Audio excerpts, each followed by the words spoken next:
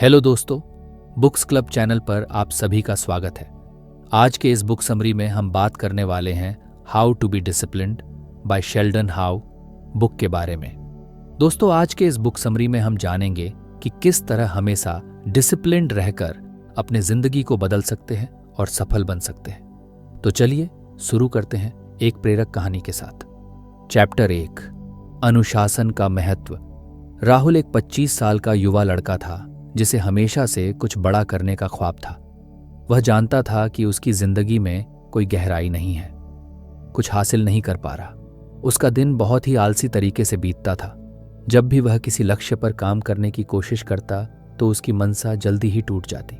कोई ना कोई बहाना मिल जाता और वह फिर से पुराने रास्ते पर लौट आता। कभी मन करता कि किताबें पढ़े, मगर फिर समय बीत जाता और वह यह काम टाल देता। कभी फिट रहने का मन करता, लेकिन उसे बाहर जाने का आलस्य आ जाता। इस तरह वह अपनी जिंदगी के कई साल यूं ही बर्बाद करता रहा। एक दिन राहुल का स्कूल दोस्त सुमित उससे मिलने आया। सुमित अब एक बहुत ही सफल बिजनेसमैन बन चुका था। उसने राहुल को देखकर कहा, तुम भी अपनी जिंदगी में कुछ बड़ा कर सकते हो, लेकिन तुम्हें अनुशासन अपनाना होगा। बिना अनुशासन के कोई भी बड़ा काम नहीं हो सकता। राहुल ने पूछा, लेकिन अनुशासन से मेरी जिंदगी क्या बदल जाएगी? सुमित हंसते हुए बोला, अनुशासन वह चाबी है जो तुम्हारी इच्छाओं को वास्तविकता में बदल देती है। जब तक तुम्हारे पास अनुशासन नहीं होगा, तुम कभी भी अपने लक्ष्य को पूरा नहीं कर पाओगे। राहुल ने उस दिन सुमित की बातों को गंभीरता से लिया और सोचने लगा कि क्या वह सच में अनुशासन अपना सकता है? क्या वह अपनी आदतों को बदल सकता है? क्या वह अपने आलस्य और बहानों से बाहर निकल सकता है? यह सवाल उसके मन में बार बार उठता था। उसने तय किया कि वह अब अपनी जिंदगी में बदलाव लाएगा। पहले दिन वह सुबह जल्दी उठने की कोशिश करता है, लेकिन जैसे ही अलार्म बजता है उसकी नींद इतनी गहरी होती है कि वह अलार्म को बंद करके फिर से सो जाता है। उसने सोचा, क्या यह सब इतना आसान है? लेकिन उसने हार नहीं मानी और अगले दिन फिर से कोशिश की। यह सिलसिला कुछ दिनों तक चलता रहा। उसे हर बार हार महसूस होती, लेकिन सुमित की बातें उसे याद आती। धीरे धीरे राहुल ने सुबह जल्दी उठने की आदत डाली। पहले दिन उसने सोचा, अगर मैं आज सुबह जल्दी उठकर योग करता हूं तो यह मेरे जीवन में बड़ा बदलाव ला सकता है। और सच में उस दिन राहुल का दिन बहुत अच्छा बीता। उसने महसूस किया कि अगर वह अनुशासन से शुरुआत कर सकता है तो अन्य आदतें भी सुधार सकता है। चैप्टर 2, अनुशासन की आदतें बनाना। अब राहुल ने धीरे धीरे अपने जीवन में अनुशासन को लागू करना शुरू कर दिया था, लेकिन अब तक उसकी सबसे बड़ी चुनौती यह थी कि वह अपने दिन को कैसे व्यवस्थित करे। सबसे पहले उसने अपनी सुबह की आदतों पर ध्यान देना शुरू किया। राहुल ने तय किया कि वह अब हर दिन सुबह 5 बजे उठेगा, योग करेगा और फिर ताजगी से अपने दिन की शुरुआत करेगा। लेकिन जैसे जैसे दिन गुजरने लगे, राहुल ने देखा कि आदतें बनाना इतना आसान नहीं था। पहले दिन उसने सुबह उठकर योग किया, लेकिन फिर उसकी नींद जल्दी टूट गई और उसकी ऊर्जा खत्म हो गई। दूसरे दिन जब वह सुबह उठने की कोशिश करता था तो वह फिर से आलस्य से घिरा हुआ था। उसने अपने शरीर और मन को हर बार समझाने की कोशिश की, लेकिन उसे लगता कि क्या यह सच में उसके बस का काम था।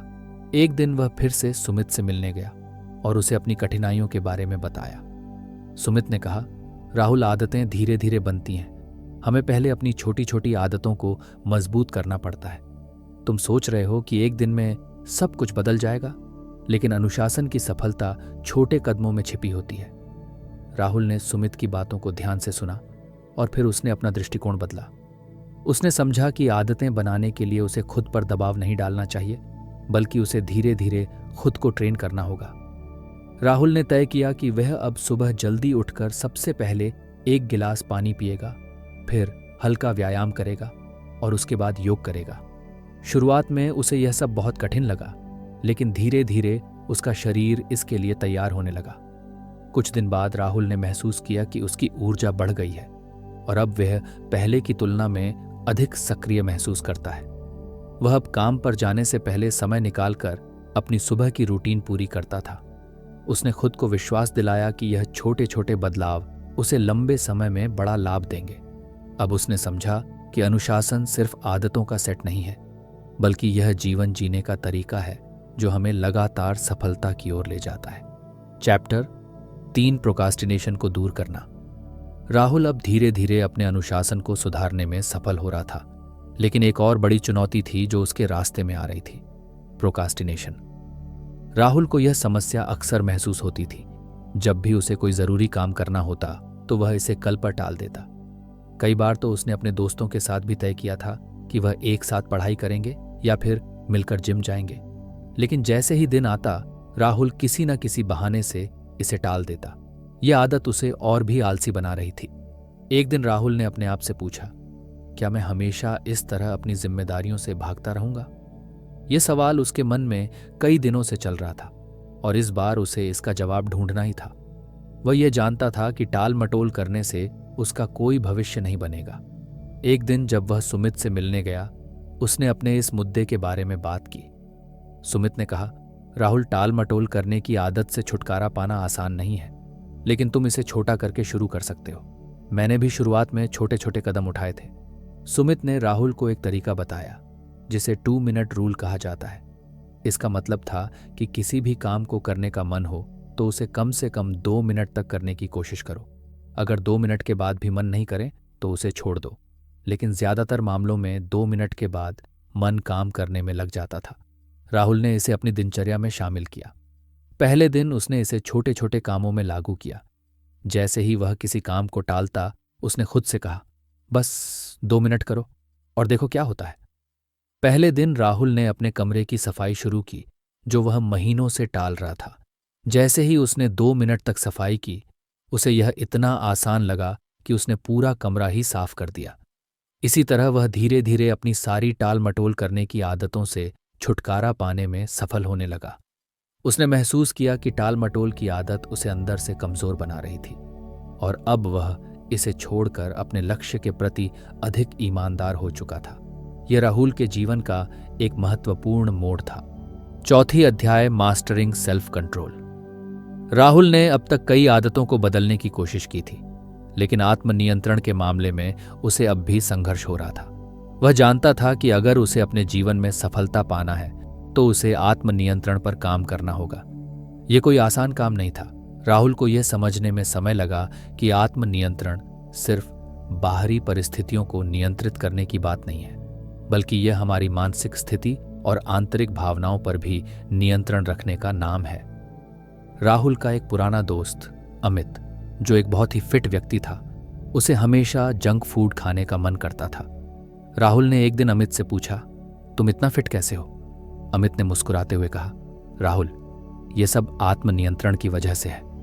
मुझे जब भी जंक फूड खाने का मन करता है तो मैं खुद को याद दिलाता हूं कि मैं क्यों यह नहीं खा रहा हूं। मेरे पास एक लक्ष्य है और मुझे उसे पूरा करना है। राहुल ने अमित की बातों को अपने जीवन में लागू करने का निर्णय लिया। उसने सोचा कि अगर वह हर बार अपने मन को समझा सके तो वह अपने इच्छाओं पर नियंत्रण पा सकता है। पहले तो यह कठिन था, लेकिन उसने महसूस किया कि जब वह खुद को मनाने में सफल होता तो उसे बहुत संतुष्टि मिलती। राहुल ने यह तरीका अपनाया कि जब भी उसे किसी चीज का लालच आता तो वह इसे एक पल के लिए छोड़कर अगले कुछ मिनटों तक खुद से बात करता और अक्सर वह खुद को समझाकर सही निर्णय ले पाता था। यह आत्मनियंत्रण का अभ्यास उसे हर दिन मजबूत करता गया। 5 चुनौतियों का सामना करते हुए अनुशासन बनाए रखना। जैसे जैसे राहुल अपने जीवन में अनुशासन को लागू कर रहा था, वह यह महसूस करने लगा कि इस राह में कई बाधाएं आ रही हैं। कभी उसके परिवार के लोग उसे यह कहते कि वह बहुत सख्त हो रहा है, कभी दोस्त उसे यह कहकर बहलाते कि वह थोड़ा आराम करे। ये सब राहुल के लिए चुनौतीपूर्ण हो रहा था, लेकिन उसने खुद से यह वादा किया था कि वह अपनी जिंदगी को एक दिशा देगा। एक दिन वह अपनी माँ के पास बैठा था और उसने कहा, माँ, मुझे अब रोज एक अच्छा रूटीन बनाना है ताकि मैं अपने लक्ष्यों तक पहुंच सकूं। माँ ने मुस्कुराते हुए कहा, राहुल, तुम्हारे पास जो वक्त है वही तुम्हारा सबसे बड़ा साथी है। अगर तुम अपने समय का सही उपयोग करोगे तो कोई भी चुनौती तुम्हारा कुछ नहीं बिगाड़ सकती। राहुल ने अपनी माँ की बातों को ध्यान में रखते हुए अपने समय का सही उपयोग करना शुरू किया। उसे यह समझ आ गया कि जीवन में आने वाली हर चुनौती उसके विकास का एक हिस्सा है और उसे किसी भी परेशानी का सामना करने के लिए मानसिक रूप से तैयार रहना होगा। चैप्टर 6, मानसिक ताकत और अनुशासन। राहुल ने अब तक अपनी दिनचर्या को सही दिशा में मोड़ लिया था, लेकिन एक और अहम पहलू था जिसे वह नजरअंदाज कर रहा था। मानसिक ताकत वह जानता था कि अनुशासन केवल बाहरी दुनिया के नियंत्रण के बारे में नहीं था, बल्कि यह हमारे मानसिक स्थिरता और मानसिक ताकत से भी जुड़ा हुआ था। अगर उसे लंबे समय तक अपने लक्ष्य की ओर बढ़ना था तो उसे अपनी मानसिक स्थिति को मजबूत करना होगा। राहुल ने महसूस किया कि कई बार उसकी मानसिक स्थिति उसे कमजोर कर देती थी। जैसे ही उसे किसी कठिन काम का सामना करना पड़ता, वह खुद को समझाने लगता कि वह इसे नहीं कर पाएगा। यह उसके आत्मविश्वास को कमजोर करता और वह उस काम को टाल देता। एक दिन राहुल ने सुमित से पूछा, तुम हमेशा मानसिक रूप से मजबूत कैसे रहते हो? जब तुम किसी मुश्किल स्थिति में होते हो तो कैसे खुद को संभालते हो? सुमित ने कहा, राहुल, मानसिक ताकत को बनाने के लिए हमें खुद से हर दिन जूझना पड़ता है। जब भी तुम्हारे मन में कोई डर या संदेह आए तो उसे पहचानो और उसे चुनौती दो। सुमित की बातों को ध्यान में रखते हुए राहुल ने अपने मानसिक स्थिरता पर काम करने का निर्णय लिया। उसने अपनी सोच को बदलने की कोशिश की। जब भी कोई नकारात्मक विचार आता तो वह उसे एक पल के लिए रोकता और खुद से कहता, मैं यह कर सकता हूं। राहुल ने इस प्रक्रिया को नियमित रूप से अपनाया। उसे धीरे धीरे यह महसूस होने लगा कि जब वह अपने विचारों को नियंत्रित कर पा रहा था तो उसकी मानसिक ताकत भी बढ़ रही थी। अब वह हर चुनौती का सामना आत्मविश्वास से करता था। उसने महसूस किया कि मानसिक शक्ति का विकास भी अनुशासन के बराबर महत्वपूर्ण है। जब हम अपने मन और शरीर को नियंत्रित कर सकते हैं तो हम किसी भी लक्ष्य को हासिल कर सकते हैं। राहुल ने मानसिक मजबूती के लिए ध्यान और मेडिटेशन भी शुरू किया। उसने एक ठान लिया था कि वह हर रोज कम से कम 10 मिनट ध्यान करेगा। इस ध्यान से उसे न केवल मानसिक शांति मिली, बल्कि वह अधिक एकाग्र और केंद्रित महसूस करने लगा। यह मानसिक ताकत उसे जीवन की हर चुनौती से निपटने के लिए तैयार कर रही थी। चैप्टर 7, लक्ष्य निर्धारण और अनुशासन। राहुल ने अब तक अनुशासन की आदतों को अपनी जिंदगी में उतार लिया था, लेकिन अब उसे एक महत्वपूर्ण सवाल का जवाब देना था। उसके लक्ष्य क्या हैं? अब तक वह बस जीवन को यथास्थिति में जी रहा था, लेकिन सच्ची सफलता पाने के लिए उसे एक स्पष्ट और संगठित लक्ष्य तय करना था। राहुल ने महसूस किया कि अगर वह बिना किसी लक्ष्य के अपनी दिनचर्या को बनाए रखता है तो उसकी मेहनत बेकार हो सकती है।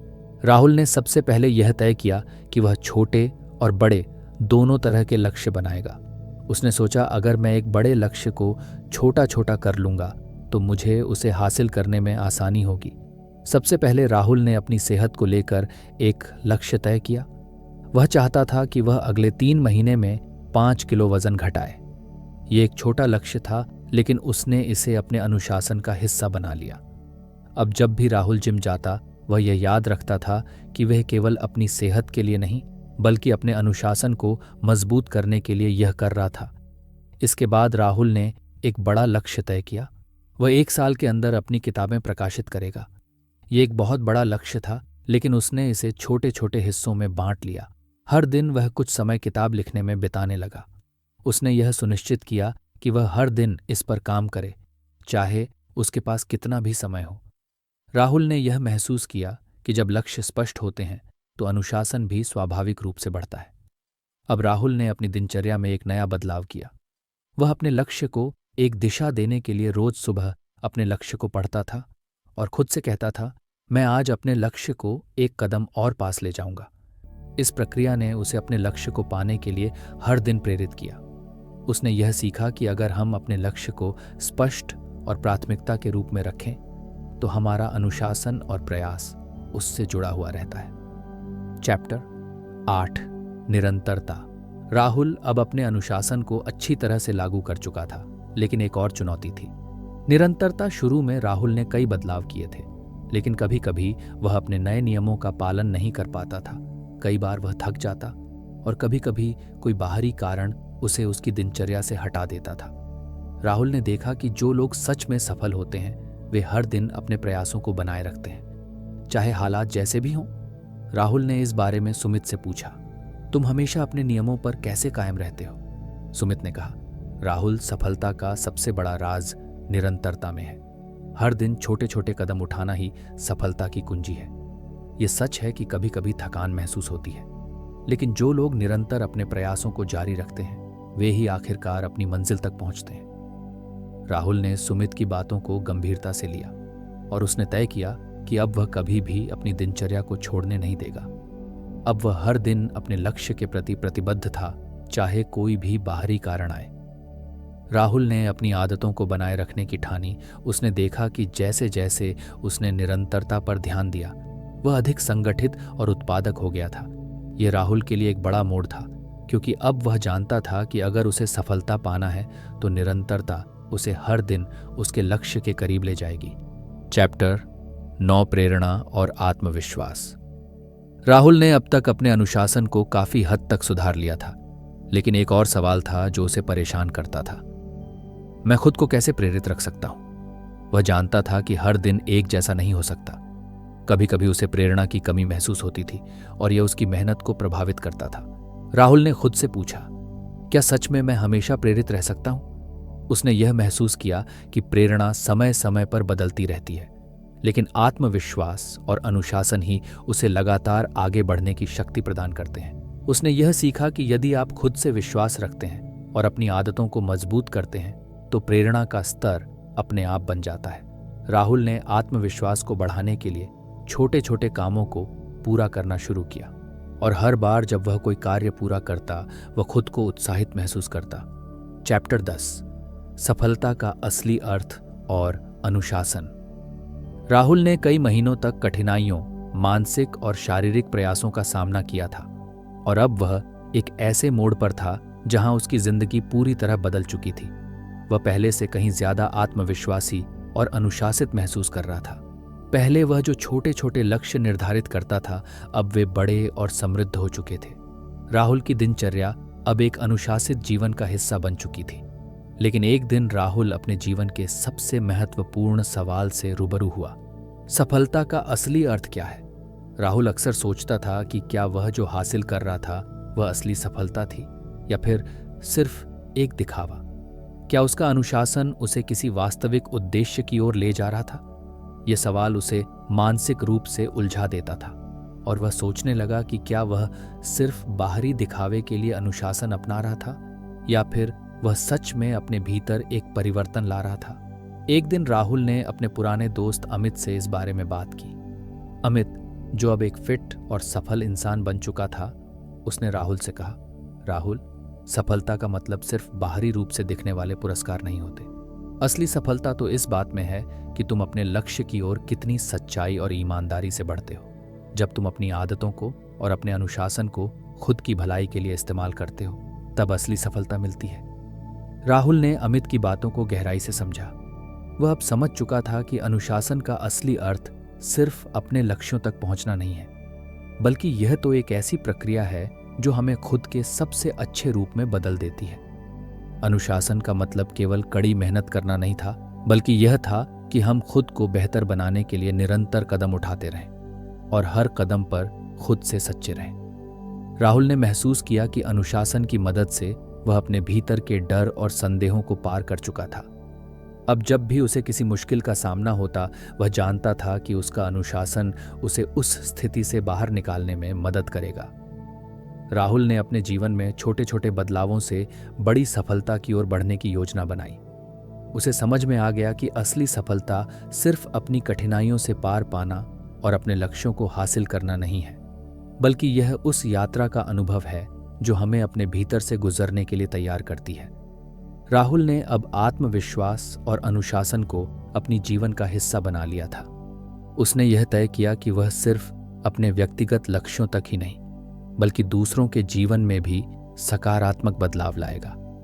वह अब एक उदाहरण बन चुका था कि अनुशासन सिर्फ व्यक्तिगत सफलता तक सीमित नहीं है, बल्कि यह सामूहिक रूप से समाज को भी बदलने की शक्ति रखता है। राहुल की यात्रा अब एक नई दिशा में थी। वह अब किसी लक्ष्य को पूरा करने के बजाय हर दिन का आनंद ले रहा था और अपने भीतर के अनुशासन के साथ जी रहा था। उसे यह समझ में आ चुका था कि सफलता का असली अर्थ केवल बाहरी पहचान या पुरस्कार में नहीं था, बल्कि यह उस मानसिक और आंतरिक बदलाव में था जो उसने अपनी मेहनत और अनुशासन के साथ हासिल किया था। अब जब राहुल अपने जीवन को देखता तो उसे लगता था कि वह अब उस व्यक्ति से बहुत दूर जा चुका है जो कभी टाल मटोल करता था और जो अपनी जिम्मेदारियों से बचने के लिए बहाने बनाता था। अब वह एक नया व्यक्ति बन चुका था, एक ऐसा व्यक्ति जो जानता था कि अनुशासन के माध्यम से वह अपनी जिंदगी में हर संभव बदलाव ला सकता है और इससे न केवल उसका खुद का जीवन बल्कि उसकी दुनिया भी बेहतर बन सकती है। राहुल की कहानी हमें यह सिखाती है कि अनुशासन केवल एक दिन का काम नहीं है। ये एक निरंतर यात्रा है जिसे हर दिन छोटे कदमों से तय करना होता है। जीवन में किसी भी उद्देश्य को प्राप्त करने के लिए अनुशासन और आत्मविश्वास की आवश्यकता होती है। राहुल ने यह सीखा कि सफलता कभी बाहरी पुरस्कारों में नहीं होती, बल्कि यह उस आंतरिक बदलाव में होती है जो हम अपने अंदर लाते हैं। जैसे राहुल ने अपनी जिंदगी में अनुशासन को अपनाया और खुद को बेहतर बनाने की दिशा में काम किया, वैसे ही हम सभी अपनी जिंदगी में अनुशासन ला सकते हैं। यह हमें केवल लक्ष्य प्राप्त करने में मदद नहीं करता, बल्कि यह हमें आत्मविश्वास, मानसिक ताकत और जीवन की हर चुनौती का सामना करने के लिए तैयार करता है। राहुल की तरह अगर हम भी हर दिन छोटे कदम उठाकर अनुशासन को अपनी आदत बना लें तो हम न केवल अपने जीवन में सुधार कर सकते हैं, बल्कि दूसरों के लिए भी एक प्रेरणा बन सकते हैं। इसलिए अनुशासन सिर्फ एक आदत नहीं, बल्कि एक जीवन जीने का तरीका है और यही असली सफलता है। दोस्तों, तो ये थी हमारी आज की बुक समरी। आपको कैसे लगी हमें कमेंट्स में बताएं और अपने दोस्तों के साथ शेयर करें। और हाँ, हमारे चैनल को सब्सक्राइब करना ना भूलें।